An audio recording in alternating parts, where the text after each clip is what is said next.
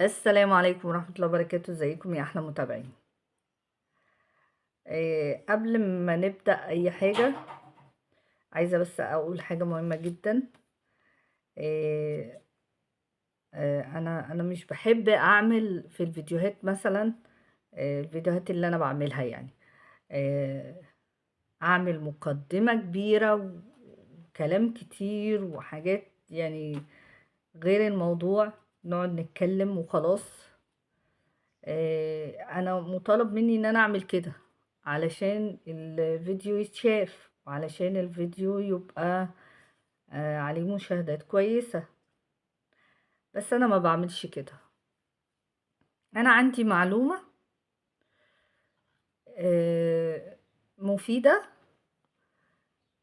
بعمل فيديو بالمعلومة دي، بقول انا واحد اتنين تلاتة هنعمل كذا وهنقص كذا والمقاس ايه، مثلا هناخد المقاس ازاي، هنحسب قماشنا قد ايه، كل الكلام ده. وبقول معلومتي، وفيديو قصير بقى، واحد شافه، اتنين شافه، 10 شافه، يعني مش فارق معايا مين شافه وقد ايه، قد ما فارق ان المعلومة دي توصل لعدد، مش توصل له بس، لا ده توصل له ويبتدي ينفذ يعني بطريقة سهلة، و... ويبتدي يطلع المعلومة دي تجيب نتيجة. دلوقتي انا مطالبة ان حضرتك لازم اقول حطي لايك، حطي شير، حطي مش عارفة ايه، حطي تعليق، حطي الكلام ده. ليه؟ ليه بنقول كل الكلام ده؟ علشان الفيديو يوصل لناس كتير.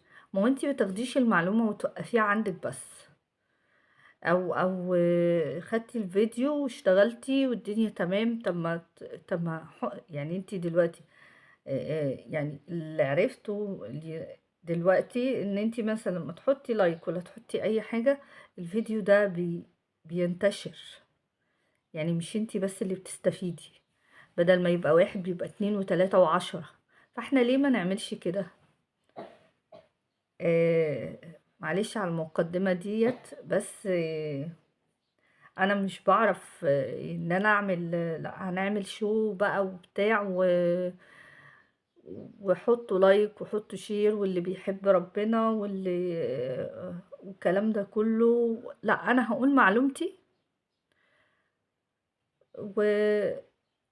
ويا ريت المعلومة اللي انا اقولها توصل لناس كتير. طيب هي توصل لناس كتير ازاي؟ لما نحط لايك وتعليق والكلام ده كله. تمام. نخش بقى في الموضوع المهم اللي احنا شغالين عليه، اللي هو المهم يعني. بس قبل ما نشتغل حطوا لايك وحطوا تعليق حلو علشان الفيديو بتاعنا ينتشر اكتر من كده. احنا خدنا في الفيديوهات اللي فاتت ازاي نرفع المقاسات، آه، وبالتالي انا رفعت المقاسات فهعرف احسب مقاساتي، وخدنا فيديو على حساب المقاسات. ندخل بقى في المهم، اللي هو انا هاخد اول حاجة في الشرح اللي هو الركنة. ليه خدنا الركنة؟ لان الركنة سهلة جدا. هي يعني فيديوهاتها هتبقى كتير، بس هي سهلة، يعني فيها ثوابت وفيها حاجات ثوابت كتير. نركز في الفيديو، نطلع ورقة وقلم ونكتب الحاجات اللي انا هطلعها لكم. تمام. طبعا احنا عارفين نحسب ازاي. بصوا بقى، ال ال الركنة دي عبارة عن كنب. ممكن تكون كنبة زي ما احنا شايفين كده، من غير لا ايد هنا ولا هنا. تمام. ممكن كنبة زي دي فيها 2 ايد، ممكن كنبة تبقى فيها ايد واحدة، ممكن يعني كنبة زي دي كده بتبقى زاوية كده. انا بعتبرها يعني بقول عليها ظهرين، نخلي الظهرين دي ظهر وايد. كل الكلام ده انا عامله ليهم فيديو، عامله دي فيديو لوحدها ودي لوحدها ودي لوحدها ودي لوحدها. طيب انتي عامله لنا الفيديو ده ليه؟ علشان هقول لكم على حاجات ثوابت بنشوفها في الركنة، اللي هي ايه الثوابت. يعني مثلا دوران الايد، دوران الايد عندنا كده ثابت. لو انت هتعمليها لحد هنا كورنيش بنحط 80 سنتي، يعني بناخد من طول القماش 80 سنتي ونقسمها 2. طيب لو هناخدها كاملة من غير كورنيش، تمام، بيكون 120. طيب انا الايد عندي بتبقى ضخمة كده شوية، ضخمة، كم زودي 10 سنتي، تمام. يبقى احنا عندنا دي الثوابت اللي عندنا، ده 120 لو من غير كورنيش، لو بكورنيش هيبقى 80. طيب الشلتة دي الشلتة، الشلتة دي ثوابت بتاعتها ايه؟ من 60 ل80، تمام. يعني انت هتبقى من 60 ل80، نكبرها شوية تبقى 80. لو هو بيمط، لو القماش بيمط هنخليها 70، لو القماش ما بيمطش بتبقى 80 85، تمام. طول الظهر عندي ثابت، بس برضو هناخده اللي هو عندنا الدوران اللي هو ده. شوفوا الفيديو بتاع المقاسات هتعرفوا انا بتكلم عليه. الدوران بتاع الجسم ده كده ماشي، ده ثابت. لو انتي بكورنيش ماشي هتاخدي عرض القماش، لو القماش بيمط تاخدي عرض القماش على طول. طيب انا القماش مش بيمط، الدوران ده بيبقى 2 متر 2 متر 2 متر و10، تمام. طيب الدوران لو انا بكورنيش، من غير كورنيش بيبقى 2 متر و80. خلاص، دي ثوابت. طب ايه عندنا اللي مش ثابت ونشتغل عليه؟ اللي مش ثابت اللي هو طول الكنبة، اللي هو من هنا لهنا، او عرض الكنبة، يعني مش هتفرق احنا هنقوله ايه. ده من هنا لهنا، ده كده، ده اللي مش ثابت. يعني ده ممكن تكون الكنبة 2، ممكن تكون 1.5 متر، ممكن تكون 1 متر، ممكن تكون 3 متر.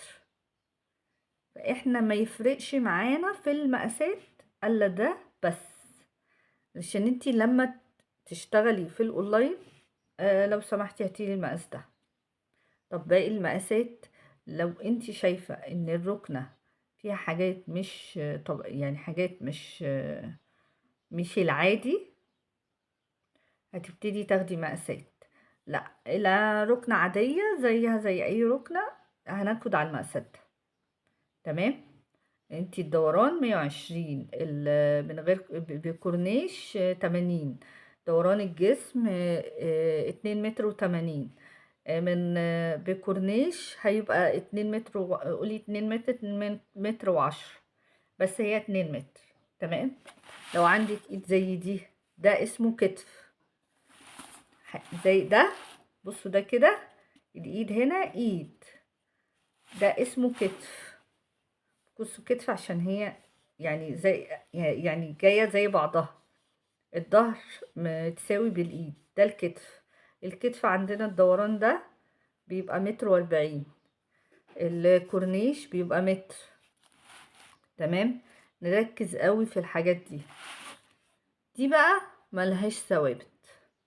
ليه ملهاش ثوابت؟ هي الزاوية ملهاش ثوابت، سواء زاوية مربعة او مثلثة او الكلام ده كله ملهاش، مش ليها ثابت.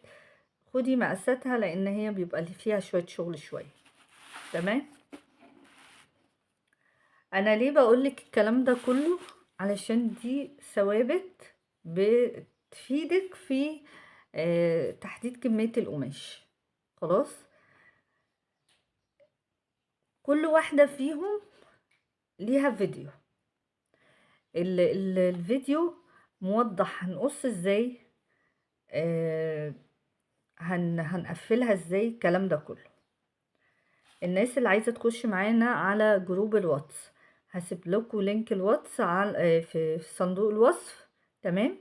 وبرضو انا عامله كورس على التليجرام، هسيب لكم برضو لينك التليجرام في صندوق الوصف.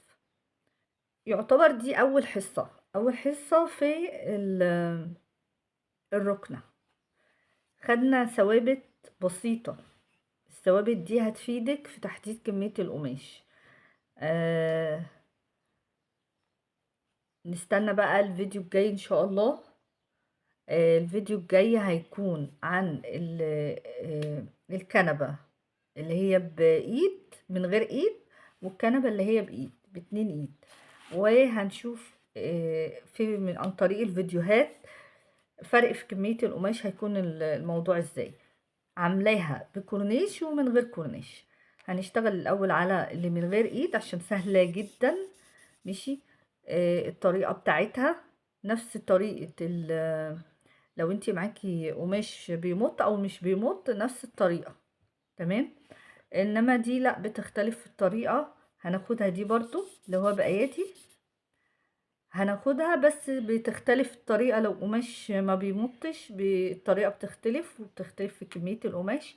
ولو بيمط برضو الطريقة بتختلف، وبنشوف كمية القماش بتاعتنا. انا بحاول بقدر الامكان يكون الفيديو بسيط جدا، ومش محتاج تعقيدات ولا محتاج الكلام ده. لا، انت هتشتغلي على طول ان شاء الله. هنستنى ان شاء الله الفيديوهات الجاية بإذن الله. دعمونا باللايك والشير. لو تعليق كويس يبقى حاجة حلوة جدا. عايزين الفيديوهات تنتشر اكتر من كده. نستنى الفيديو الجاي ان شاء الله، والسلام عليكم ورحمة الله وبركاته.